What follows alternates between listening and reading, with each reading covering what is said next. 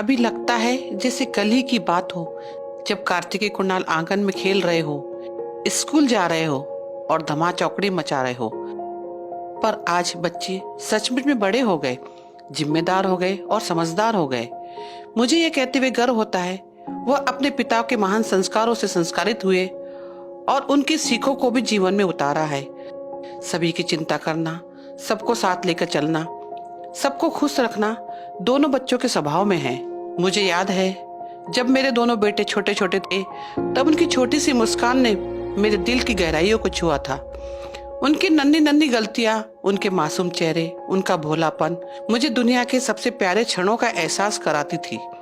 जब वो बड़े होने लगे तो मैंने सिर्फ उन्हें ममत्व और प्यार नहीं दिया, बल्कि अनुशासन भी सिखाया।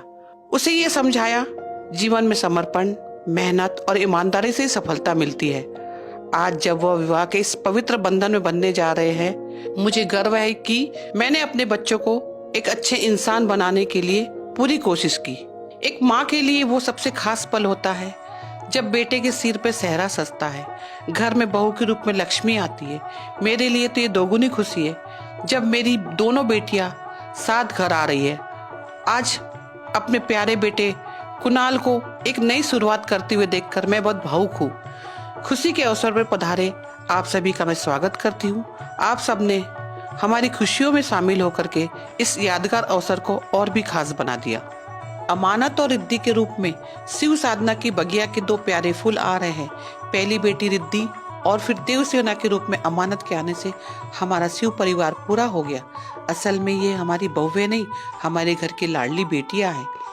बेटी रिद्धि के आने से मेरी वर्षों की पुरानी इच्छा पूरी हो गई। घर में बेटियां आए, हम दोनों की हमेशा चाह थी कि बेटियों के लालन पालन का सुख मिले। आज ये अवसर हमें मिल रहा है और ये अवसर आया है कुणाल और रिद्धि के विवाह संस्कार के रूप में। जीवन के 16 संस्कारों में से एक प्रमुख संस्कार विवाह संस्कार है। पहले गणेश पूजन होना, लगुन का आना, सत्यनारायण की कथा होना, माता पूजन, पितरों की पूजन, हल्दी चढ़ना, मेहंदी लगना, मायके का भात, संगीत होना, चढ़ावा चढ़ना, दूल्हा घोड़ी पे बैठना, द्वारचार होना, वरमाला होती है। फिर सबसे अहम रस्म फेरों की होती है, जिससे विवाह संस्कार संपन्न होता है। मुझे अपनी शादी का समय याद आ रहा है। 32 साल पहले मैंने भी एक नए जीवन में प्रवेश किया था।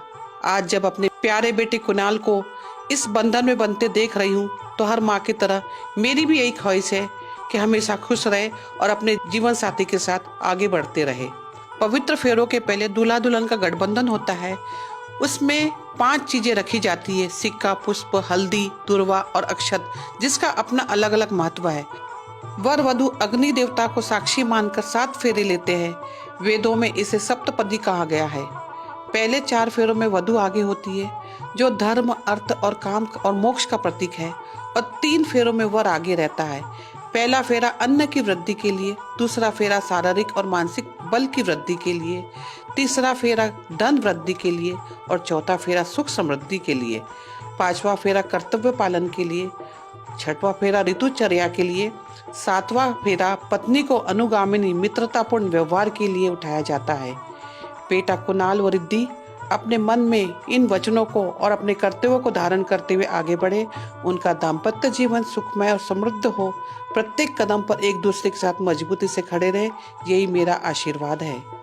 शिव और साधना के आंगन की 2 प्यारी चिरैया अमानत और रिद्धि, जिनके चहचहाट से पूरे घर में खुशियां ही खुशियां है।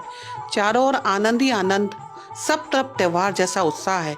ईश्वर से प्रार्थना है हमारे परिवार की दोनों चिरैया अपने कदमों से सुख समृद्धि के नए द्वार खोले, सदा खुश रहे और दोनों परिवार की डोर को मजबूत करे। अगले महीने मेरे बड़े बेटे कार्तिकेय और अमानत भी विवाह के बंधन में बनने जा रहे हैं। मेरा कार्तिकेय और अमानत को बहुत बहुत शुभकामनाएं, आशीर्वाद।